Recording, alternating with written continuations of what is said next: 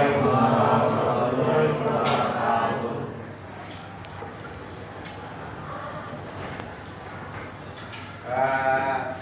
kemarin kita bertemu pertama kali, kita bahas masih materi drama, dan rencananya minggu ini kita pengambilan drama. Tapi kita geser karena kalian juga pasti butuh waktu untuk mempersiapkan drama, ya kan? Jadi untuk materi drama, pementasan drama itu kita geser ke minggu depan. Jadi hari ini kita akan belajar ke bab selanjutnya. Ada yang udah tahu bab apa? Bab karya ilmiah. Bab karya ilmiah ini adalah bab terakhir kalian di kelas 11. Jadi kalian di sini akan belajar tentang apa sih karya ilmiah itu. Jadi sini materinya di bab 6 yaitu berperan dalam konservasi alam dari karya ilmiah.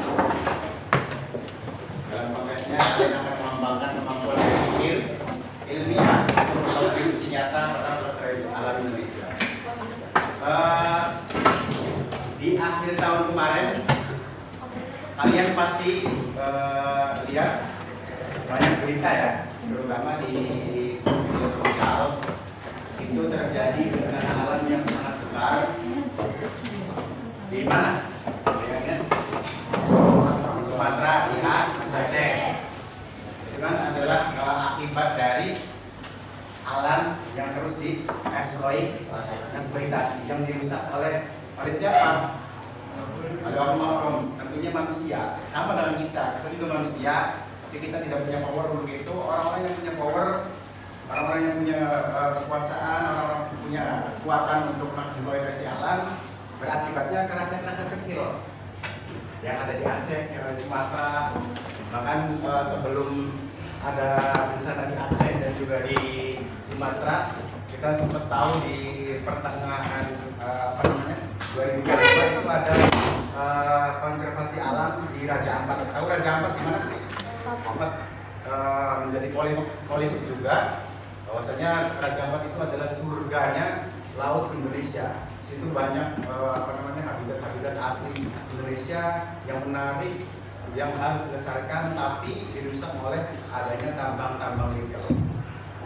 Nah, jadi kalian di sini akan belajar bagaimana kalian berperan sebagai siswa.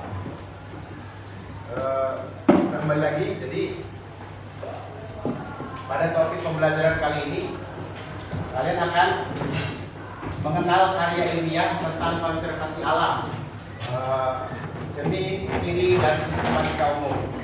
Sebelum kita masuk ke pembahasannya, silakan siapkan buku catatan kalian masing-masing. Buku catatannya silakan dikeluarkan. Sudah dikeluarkan semua catatannya?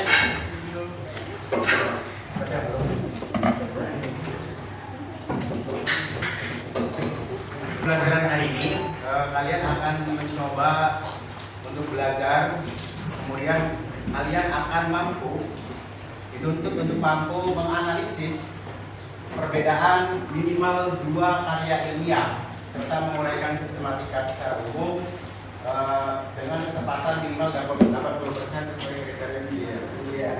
Jadi kalian akan memahami tentang karya ilmiah dan strukturnya secara umum. Nah, sebelum itu saya pengen ngasih lihat kalian ada satu video yang membahas tentang kejadian yang di Raja Ampat dulu kemarin.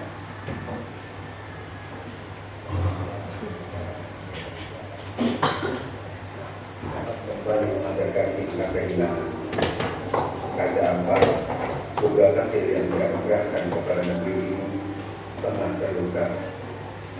Hamparan lautnya yang biru, gugusan pulaunya yang lemah, dan kehidupan bawah lautnya yang kaya, semuanya menjadi saksi bisu dari peristiwa yang menyayangkan. Jadi ini adalah salah satu bentuk kontribusi kepedulian kita sebagai masyarakat Indonesia kepada pelestarian alam kita. Lalu apa yang bisa kita lakukan, yang bisa kalian lakukan sebagai siswa, dan mungkin kedepannya menjadi pemuda-pemuda yang akan diharapkan oleh bangsa ini menjadi generasi emas kedepannya untuk menjaga kelestarian alam yang ada di negara kita, terutama di daerah lingkungan kita, tempat tinggal kita. Itu bagaimana sih kita ikut kontribusi. Jadi salah satu kontribusinya adalah membuat karya ilmiah yang membahas tentang konservasi alam itu sendiri. Jadi karya ilmiah itu sangat berdampak besar karena di situ kalian bisa mengungkapkan fakta-fakta, kalian bisa mengungkapkan kondisi real yang ada di lapangan tentang kerusakan alam yang sedang terjadi, apa saja yang bisa dilakukan, itu melalui karya ilmiah. Nah, nanti juga kita akan bahas tentang apa saja sih jenis karya ilmiah yang bisa kita gunakan untuk menyampaikan kontribusi kita terhadap kepedulian kita kepada alam di sekitar kita ini.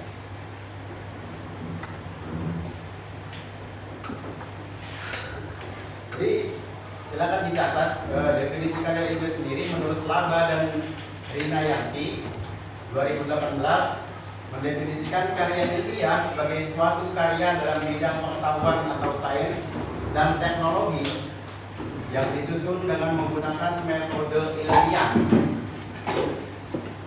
Dengan demikian, karya ilmiah dapat dipahami sebagai sebuah karya yang ditulis dengan bahasa ilmiah dan memuat data yang diperoleh dari hasil penelitian atau observasi.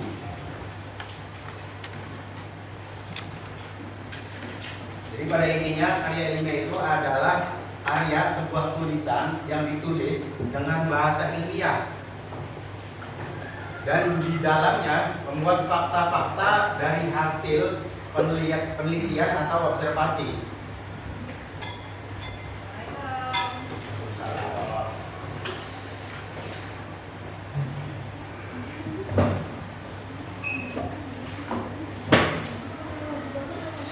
Di sini ada yang mau melanjutkan kuliah? Ada? Mau? Semuanya mau? Mau. Nanti kalau kalian sudah kuliah, kalian sudah masuk ke perguruan tinggi, kalian tidak akan asing dengan yang namanya karya ilmiah.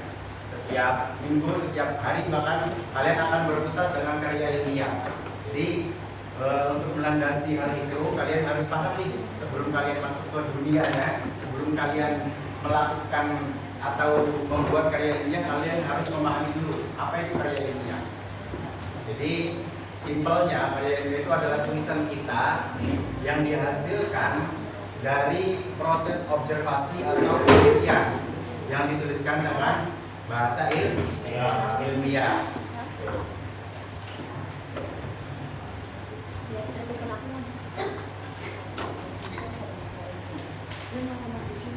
Jadi ada banyak sebenarnya jenis-jenis karya ilmiah. Kita akan bahas satu persatu nanti ya. Tapi sebelum masuk ke situ kita akan bahas dulu ciri-ciri karya ilmiah. Secara umum, karya ilmiah itu memiliki 4 ciri-ciri. Apa saja?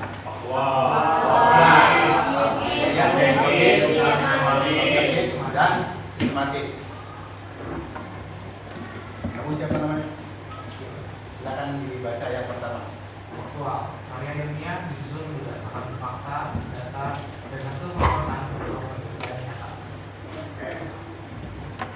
Jadi karya ilmiah itu ditulis dengan kenyataan yang sesungguhnya, real, itu tidak dibuat-buat. Jadi isinya itu benar-benar yang ada di lapangan, yang ada dihasilkan oleh penelitian. Itu artinya faktual. Jadi karya ilmiah itu harus faktual. Selanjutnya ada yang mau baca lagi? Yang kedua ada logis. Seluruh isi karya ilmiah harus dapat dipahami dan digunakan oleh akal sehat atau logika. Jadi ketika suatu karya ilmiah dituliskan dengan tidak logis, maka itu harus dipertanyakan apakah ini benar-benar karya ilmiah atau hanya opini. Karena karya ilmiah itu nanti di bagian objektif dijelaskan. Karya ilmiah itu harus logis, gitu, bisa diterima oleh akal. Karena kita sebagai manusia dipengaruhi oleh akal, kita bisa berpikir mana yang seharusnya terjadi dan mana yang tidak mungkin terjadi. Itu pasti kita berpikir seperti itu. Jadi makanya karya ilmiah itu harus logis. Kemudian selanjutnya ada yang mau baca lagi? Silakan. Yang ketiga itu objektif, ada ilmiah meneliti informasi apa adanya berdasarkan analisis tanpa pengaruh emosi atau perasaan pribadi dan penulis. Nah, yang disebutkan tadi, jadi karena karya ilmiah itu harus objektif, harus menyampaikan apa yang terjadi di lapangan dengan sungguh-sungguh, dengan sebenar-benarnya, objektif, tidak ada indikasi dari pribadi, tidak ada campur tangan dari opini pribadi di situ. Jadi harus objektif. Ketika kita meneliti tumbuhan, contoh, tumbuhan apa yang bisa diteliti? Pohon kelapa. Maka ya kita harus meneliti pohon kelapa. Pohon kelapa daunnya seperti ini, warnanya seperti ini, bentuknya seperti ini. Ya, jadi nggak ada. Menurut saya pohon kelapa itu daunnya bulat. Nah itu kan tidak sesuai, tidak objektif karena berdasarkan dari pendapat pribadi. Menurut pemikiran saya, menurut menurut angan-angan saya itu tidak boleh. Karya ilmiah harus objektif. Karya ilmiah harus objektif. Apa yang terjadi di situ, apa yang ada di lapangan itu harus disampaikan sesuai dengan apa yang ada di lapangan. Kemudian selanjutnya ada sistematis. Siapa yang mau baca? Ya, silakan. Karya ilmiah disusun dengan pola baku dan mengikuti langkah-langkah tertentu yang terstruktur sehingga mudah diikuti dan dipahami berbalik. Oke. Jadi ciri yang terakhir itu adalah sistematis. Jadi disusun itu berdasarkan urutan-urutan yang sudah disesuaikan dengan panduan-panduan atau pola baku yang sudah ada. Jadi nanti ada jenis-jenisnya. Kalau misalkan jenis A, nanti sistematikanya seperti ini. Yang B ada sistematikanya sendiri. Dan itu berurutan biasanya. Supaya apa? Supaya dapat diikuti dan dipahami oleh pembaca. Ketika kita meneliti sesuatu kemudian melaporkannya dalam bentuk karya ilmiah, maka harus disesuaikan dengan pola baku yang diikuti. Contoh kalau kalian ada yang tahu skripsi? Tahu, skripsi itu adalah tugas akhir mahasiswa ya. Maka ya harus mengikuti sistematika skripsi. Gak boleh kalian menulisnya seperti cerpen atau dialog drama, gak boleh. Karena sudah ada sistematikanya yang baku. Nah, sistematikanya dari mana? Dari kalau misalkan skripsi atau tesis itu dari perguruan tinggi masing-masing. Itu ada panduannya biasanya. Sini ada yang ditanyakan tentang ciri-ciri karya ilmiah? Sudah jelas. Jadi kita lanjut ke pembahasan selanjutnya, yaitu sistematika umum karya ilmiah. Secara garis besar, karya ilmiah dalam bentuk apapun pasti ada 3 sistematika ini. Yang pertama ada bagian awal, kedua ada bagian inti, dan terakhir ada bagian akhir. Bagian awal itu memuat apa saja sih biasanya? Ada judul dan nama penulis. Nah biasanya kalau di karya ilmiah tertentu itu biasanya ada tambahan lagi tuh. Contoh kayak jurnal, ini kita lihat contohnya. Jurnal itu selain ada judul dan nama penulis, biasanya ada abstrak. Nah, itu tambahannya gitu. Jadi setiap jenis nanti bagian awalnya berbeda-beda. Tapi yang pasti itu pasti ada judul dan nama penulis setiap karya ilmiah bentuk apapun. Kemudian yang kedua ada bagian inti. Tolong dibacakan. Siapa namanya? Rizky. Bagian ini ada dua, yaitu berisikan dengan alasan utama, rumusan masalah, dan kesimpulan. Kemudian ada tinjauan pustaka, hasil dan pembahasan, kesimpulan dan saran. Di bagian inti ini atau di bagian pokoknya itu terdapat pendahuluan, seperti latar belakang, rumusan masalah, tujuan dibuatnya karya ilmiah ini, kemudian ada tinjauan pustaka, hasil dan pembahasan, kesimpulan dan saran. Kemudian yang di bagian akhir itu ada daftar pustaka dan lampiran. Nah, kita bahas dulu di bagian inti ya, biar kalian nanti bisa menganalisis bagian inti itu apa. Dia ada pendahuluan, di dalam pendahuluan ini ada latar belakang, rumusan masalah dan tujuan. Apa sih latar belakang itu? Ada yang tahu latar belakang karya ilmiah?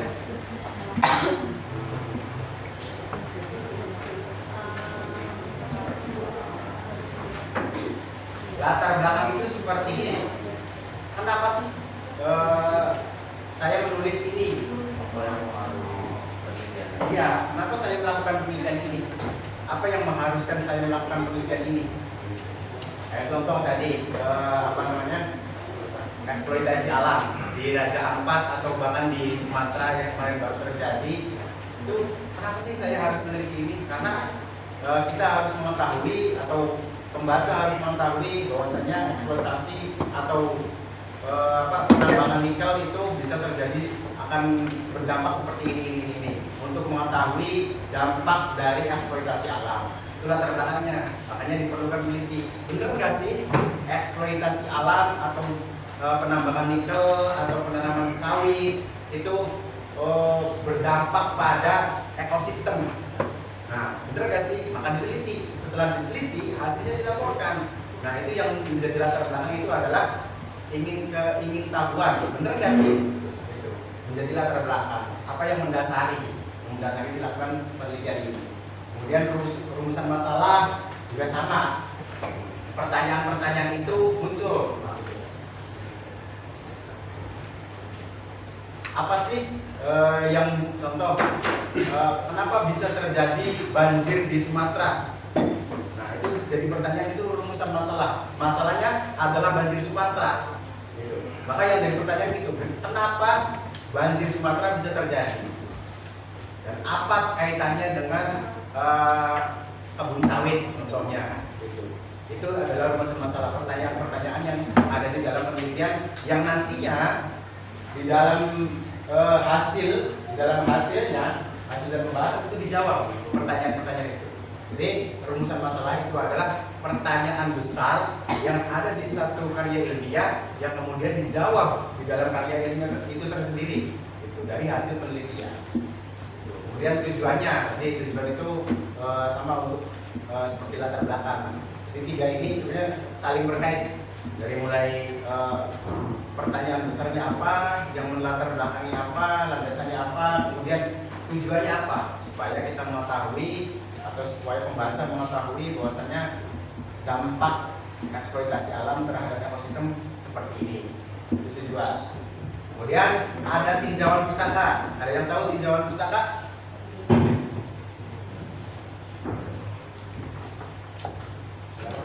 Sumber, boleh. Ada lagi? Apa lagi? Sumber informasi, boleh. Ada lagi?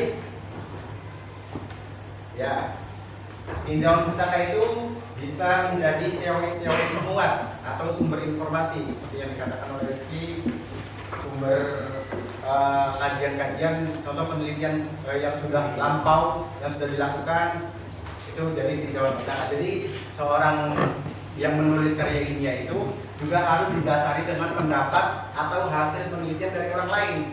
Itu untuk memperkuat asumsi atau memperkuat hasil penelitiannya. Jadi contoh tambang nikel di Raja Ampat itu merusak ekosistem bawah laut. Itu hasil penelitiannya. Tapi ketika tidak ada tinjauan pustaka, itu tidak akan kuat.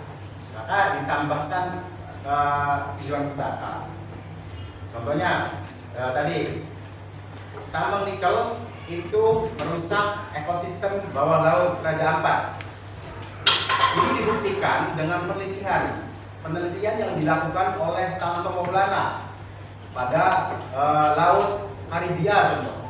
Laut Karibia yang menyatakan bahwasanya tambang nikel juga merusak ekosistem bawah laut Karibia. Nah, itu namanya tinjauan pustaka. Jadi ada penguatnya, entah itu teori atau bahkan penelitian yang sudah dilakukan sebelumnya. Namanya tinjauan pustaka. Kemudian ada hasil dan pembahasan. Nah, kalian pasti paham apa itu hasil dan pembahasan. Jadi penelitian itu ada hasilnya kan, apa yang dihasilkan. Entah itu baik, entah itu buruk, entah sesuai dengan ekspektasi kita atau tidak, itu kita cantumkan hasilnya apa. Kalau misalkan tadi eksploitasi alam merusak ekosistem, kita teliti hasilnya ternyata tidak merusak, maka dicantumkan tidak merusak. Jadi sesuai tadi faktual harus faktual. Kalau misalkan tidak merusak ya tidak merusak, kalau misalkan merusak ya merusak. Tidak ditambahi dengan opini pribadi objektif. Kemudian ada simpulan dan saran. Nah, simpulan dan saran ini biasanya merangkum dari awal sampai akhir apa sih penelitian ini ngapain sih, kemudian hasilnya apa sih, kemudian terakhirnya apa, gitu. Konklusinya atau kesimpulannya apa di kesimpulan ini. Jelaskan secara singkat dalam bentuk paragraf singkat. Kemudian saran ini biasanya opsional. Kalau saran untuk penelitian selanjutnya, atau saran untuk pemerintah, atau saran untuk warga sekitar, saran-saran untuk yang berkaitan dengan penelitian ini. Raja Ampat, contoh, siapa nih yang berkaitan dengan ekosistem Raja Ampat? Ya kan, pemerintah daerah Raja Ampat, kemudian pemerintah pusat, kemudian perusahaan tambang. Saran-sarannya seperti itu. Sarannya jangan terlalu eksploitasi alam atau apa, itu namanya saran opsional sebenarnya. Kemudian bagian akhir itu daftar pustaka dan lampiran. Daftar pustaka ada yang tahu?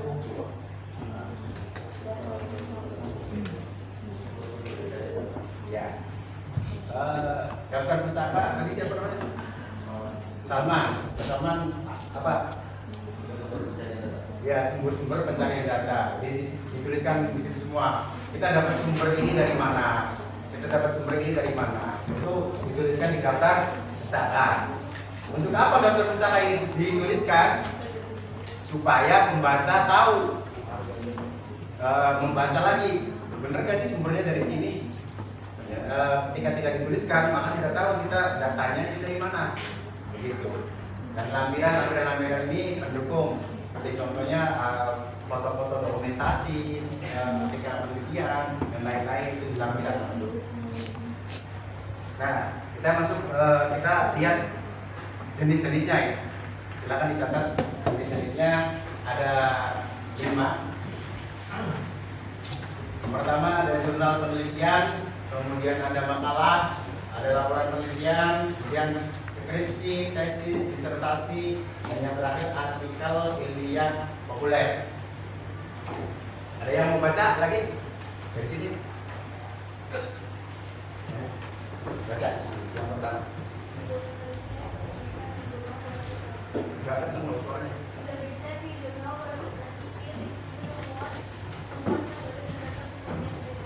Oke, kita bahas dulu jurnal penelitian. Jurnal penelitian itu ciri-cirinya itu diterbitkan di jurnal berreputasi. Kemudian ada peer review atau penilaian sejawat, penilaian orang-orang yang dipercaya itu. Kemudian membuat metode dan data penelitian primer. Oke. Untuk lebih jelasnya kita lihat contohnya langsung ya.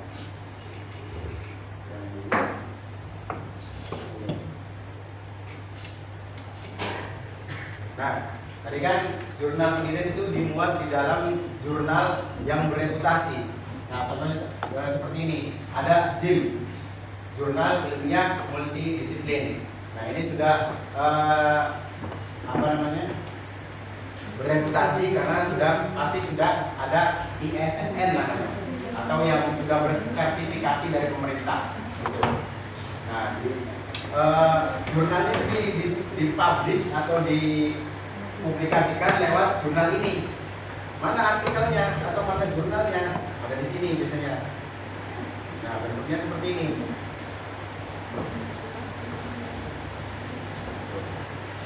Jadi ada, kita lihat sistematikanya ya. Ada judul, mana yang disebut judul?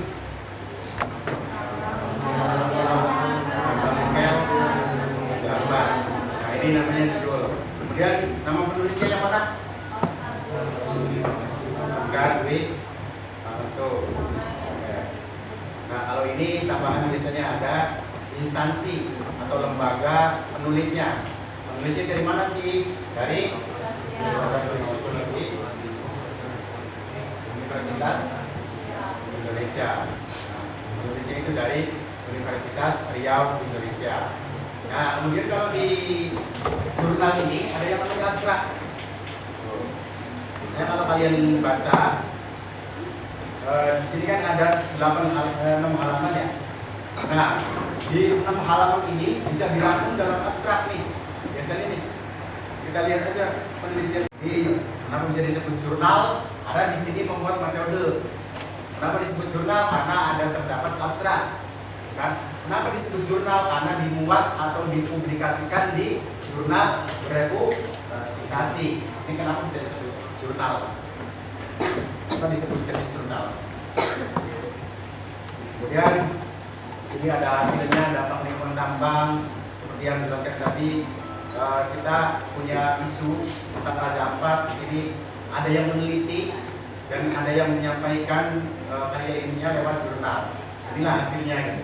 Apa sih gitu? Dampak lingkungan tambangnya apa? Gitu. Kemudian di sini ada simpulan. Simpulan ini maksudnya ke bagian apa? Bagian B. Kemudian yang terakhir ada referensi atau daftar pustaka. Nah, ini kita dapat dari mana sih ini informasinya yang dimuat dalam jurnal ini? Ada beberapa. Kasoro, Hayati dalam penelitian apa? Bentuknya seperti ini, daftar pustaka atau referensi. Ini yang disebut dengan apa? Jurnal ilmiah. Kemudian selanjutnya ada makalah. Tolong bacain. Nggak kelihatan. Makalah disajikan di seminar atau konferensi sebagai ringkas dari laporan penelitian. Jadi makalah, kalau kalian nanti kuliah, kalian akan sering buat makalah atau esai. Nah, bentuknya kayak gimana sih Pak? Bentuknya itu biasanya sistematis. Ini makalah apa tuh? Jadi dari isu konservasi alam atau isu alam yang ada di sekitar kita bisa dibuat dalam beberapa karya ilmiah. Tadi sudah di jurnal kan tentang Raja Ampat, sekarang dibuatkan makalah dengan judul Tambang Nikel di Raja Ampat antara kepentingan ekonomi dan kelestarian alam. Ditulis oleh penulis Ahmad Kafi di Universitas Lambung Mangkurat. Nah, kalau biasanya di makalah itu ada kata pengantar biasanya. Kemudian ada daftar isi, ini miniatur skripsi. Kemudian ada bagian inti. Nah, ini bagian inti juga pemaparan. Kemudian ada juga hasil-hasilnya, apa yang dihasilkan dari kajian-kajian di makalah ini. Kemudian ada kesimpulan, pasti sudah ada. Kemudian ada referensi atau daftar pustaka, bukan daftar isi, daftar pustaka. Ini. Ya, jadi sistematikanya sama. Bagian awal, bagian inti, bagian akhir. Nah, kemudian ada lagi laporan penelitian. Dua, yang pojok siapa tuh?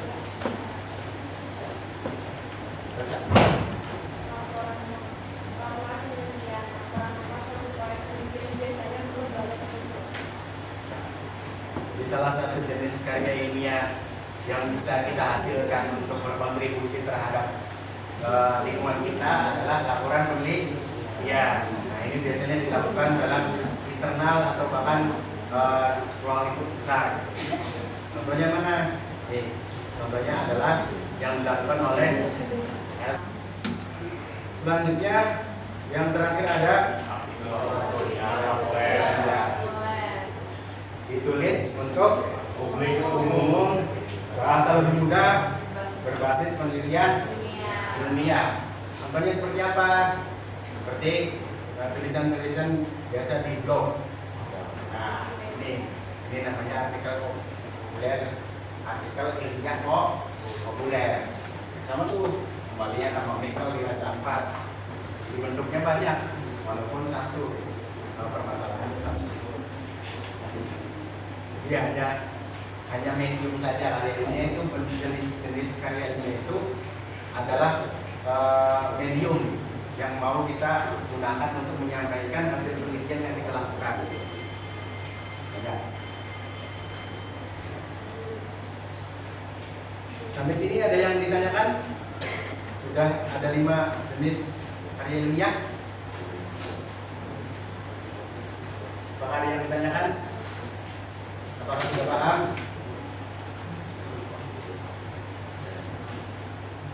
Paham.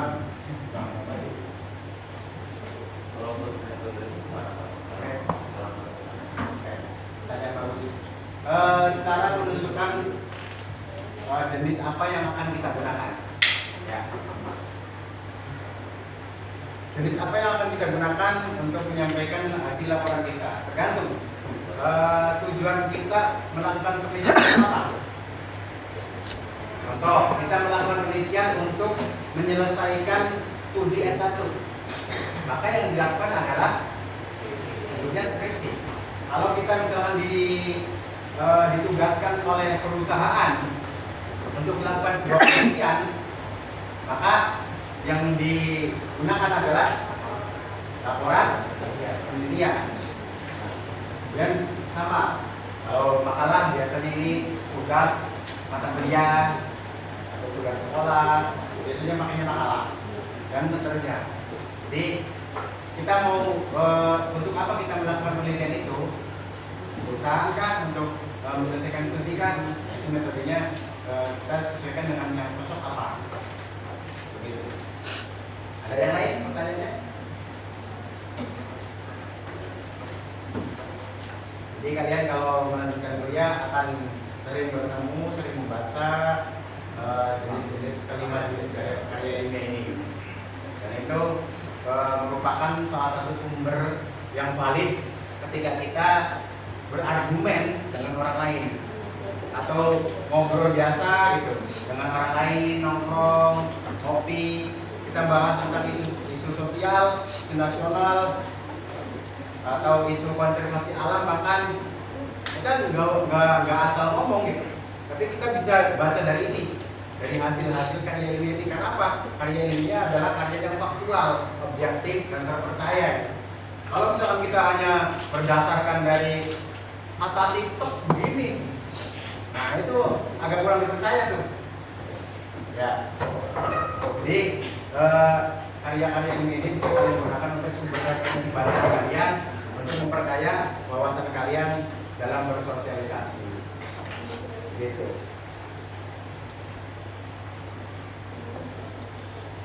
Oke. Sebelum tutup, saya ada tugas untuk kalian.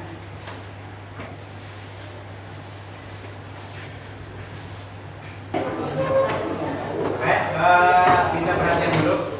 Saya akan menjelaskan tugas kalian. Jadi kalian tugasnya itu menganalisis karya ilmiah. Jadi kalian bisa mencari karya ilmiah dari namanya, silakan gunakan HP kalian. Kalian bisa ketikkan di Google, yaitu Google Scholar,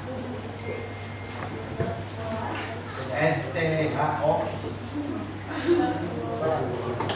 atau Google Cendekia.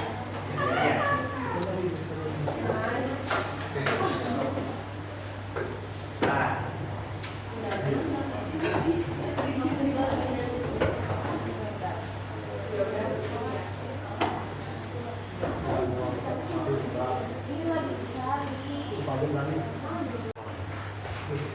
oke, dua jenis karya ilmiah dan dua-duanya itu harus beda.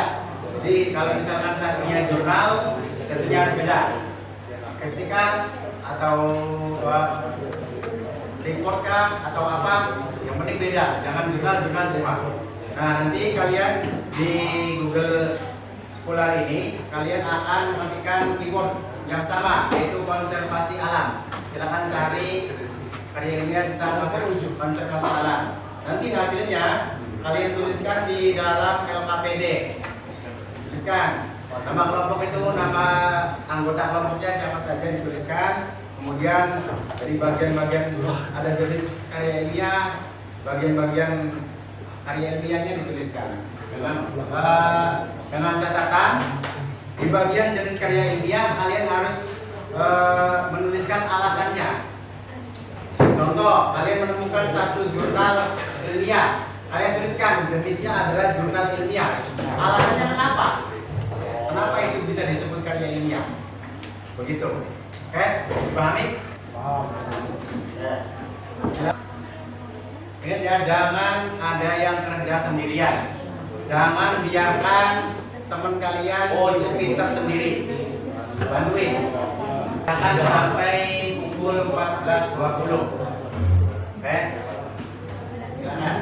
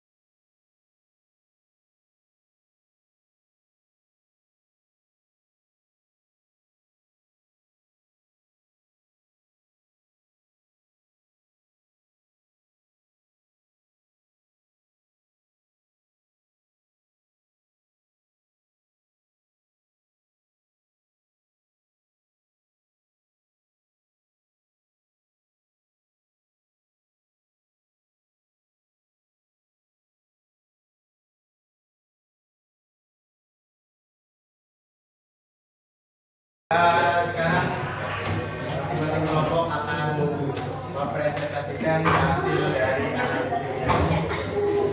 Dipresentasikan ya, bukan dibacakan ya. Saya acak dulu. Nah, yang pertama dari kelompoknya ini Faza Naufal dan kawan-kawan. Silakan.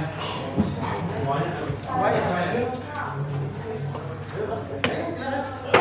Assalamualaikum warahmatullahi wabarakatuh. Waalaikumsalam warahmatullahi wabarakatuh.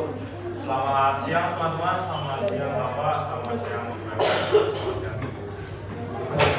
Dan hari ini kami akan mempresentasikan hasil analisis kami mengenai karya ilmiah. Yang pertama ada artikel ilmiah dan juga jurnal ilmiah. Sebelumnya mungkin kita akan memperkenalkan diri. Perkenalkan, nama saya Keras Benda Sauda. Perkenalkan, saya Bia Arya, absen 15. Perkenalkan, nama saya Zika Mokadati, absen 35. Perkenalkan, nama saya Rasul Umar, absen 21. Perkenalkan, nama saya Zika Mokadati, Tanpa berlama-lama lagi, kita akan membahas tentang karya ilmiah pertama. Nah, untuk karya ilmiah pertama ini membahas dan berbentuk artikel ilmiah karena ini membahas keanekaragaman hayati secara umum tanpa metode penelitian yang rinci. Dan untuk karya ilmiah kedua berbentuk sebagai jurnal ilmiah karena menganalisis terumbu karang dengan data dan juga kajian ilmiah yang sudah divalidasi. Oke, selanjutnya untuk judul karya ilmiah pertama yaitu berjudul Keanekaragaman Flora di Hutan Hujan Tropis Kalimantan. Selanjutnya untuk judul karya ilmiah kedua kondisi dan peran ekosistem terumbu karang di Raja Ampat, Papua Barat. Untuk nama penulis dari karya ilmiah pertama yaitu bernama Endro Winardi, sedangkan untuk karya ilmiah kedua dengan nama penulis Mark Erdman. Ya, selanjutnya akan dibacakan. Baik teman-teman semua, selanjutnya saya akan membacakan tujuan dari karya-karya ilmiah seni. Untuk karya ilmiah pertama itu bertujuan untuk sesuai judulnya mengidentifikasi keanekaragaman serta peran ekologis di hutan hujan tropis Kalimantan. Untuk karya ilmiah yang kedua, tujuannya adalah untuk menganalisis kondisi terumbu karang serta perannya dalam menjaga keanekaragaman hayati di Raja Ampat. Selanjutnya itu ada tinjauan pustaka atau kajian teori yang pada karya ilmiah yang pertama itu ada mengacu pada konsep keanekaragaman hayati, klasifikasi tumbuhan serta fungsi hutan sebagai penyerap karbon dan habitat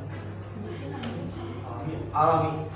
Untuk karya ilmiah yang kedua itu berdasarkan teori ekosistem laut yang berhubungan simbiosis antara karang dan organisme laut. Kemudian pembahasan karya ilmiah yang pertama, hutan Kalimantan memiliki ribuan spesies tumbuhan seperti ulin, rantai, dan anggrek hitam. Hutan ini berfungsi sebagai paru-paru dunia, namun mengalami penurunan luas akibat deforestasi dan pembukaan lahan. Kemudian untuk pembahasan yang karya ilmiah kedua, itu Raja Ampat memiliki lebih dari 500 spesies karang dan ribuan spesies ikan, menjadikannya sebagai salah satu tempat biodiversifikasi laut dunia. Namun terancam oleh perubahan iklim dan aktivitas manusia seperti penangkapan ikan domestik. Lalu kesimpulan untuk karya yang pertama, keanekaragaman flora di Kalimantan sangat tinggi dan penting untuk menjaga keseimbangan ekosistem global. Perlu upaya konservasi dan pembatasan penerbangan liar. Kemudian kesimpulan dari karya yang kedua adalah ekosistem terumbu karang sangat penting bagi kehidupan laut dan ekonomi masyarakat pesisir. Perlu pengawasan dan pelestarian berkelanjutan.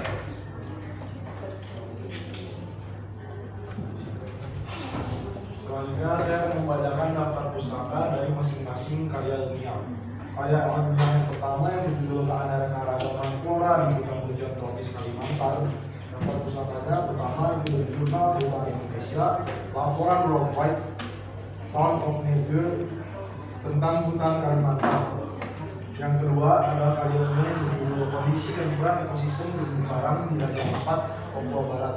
Daftar pustakanya dari Jurnal Marine Ecology, laporan Conservation International. Oke, baik, mungkin sini saja dari kami. Saya harap dan kami berharap agar kalian bisa mengikuti atau membuat karya-karya ilmiah seperti yang telah kita analisis. Dan itu saja dari kami. Assalamualaikum warahmatullahi wabarakatuh. Waalaikumsalam.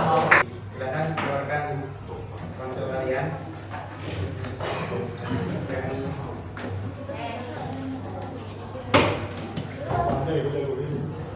Akan scan barcode-nya.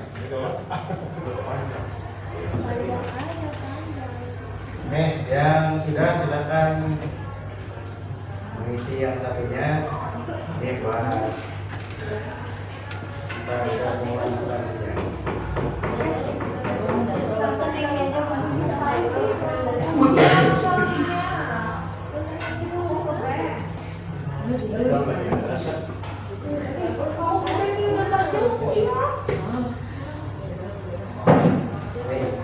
Silakan yang sudah silakan scan lagi dan isi pertanyaan lagi satu lagi apa yang satu hal yang masih kalian bingung tentang karya ilmiah?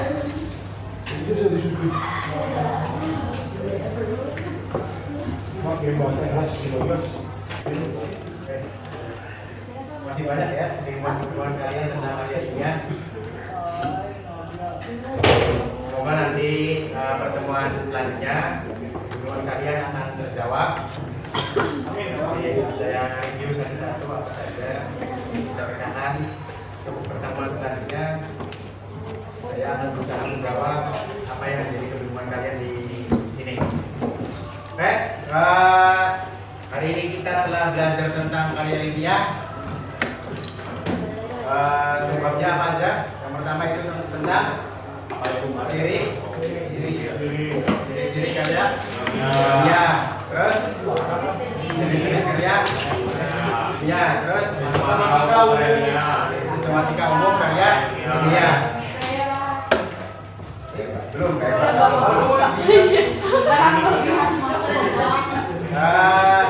definisi ketiga, definisi karya ilmiah. Ciri-ciri karya ilmiah apa aja? Ada berapa tadi? Ada 4.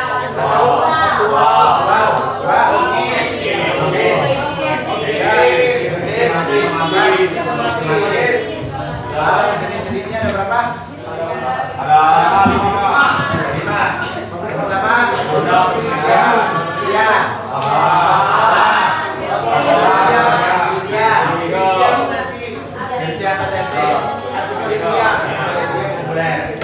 terus satu lagi sistematika umumnya ada berapa? 3 secara umum. Pertama, isinya ada kedua ada bagian isinya pinjauan pertama bahasa dan sarana. Terus yang terakhir bagian akhir ada pusaka dan lampiran. Lampiran itu opsional. Lampiran dilakukan kalau tidak ada tidak.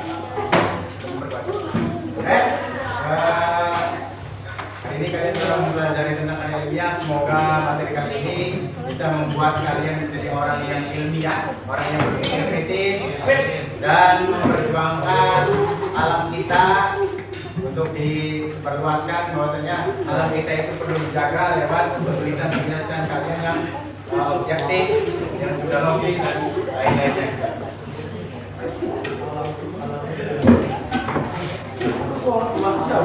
Mungkin pertemuan kali ini saya rasa cukupkan sampai di sini. Kurang lebihnya saya mohon maaf. Sebelum pulang, alangkah baiknya kita berdoa terlebih dahulu.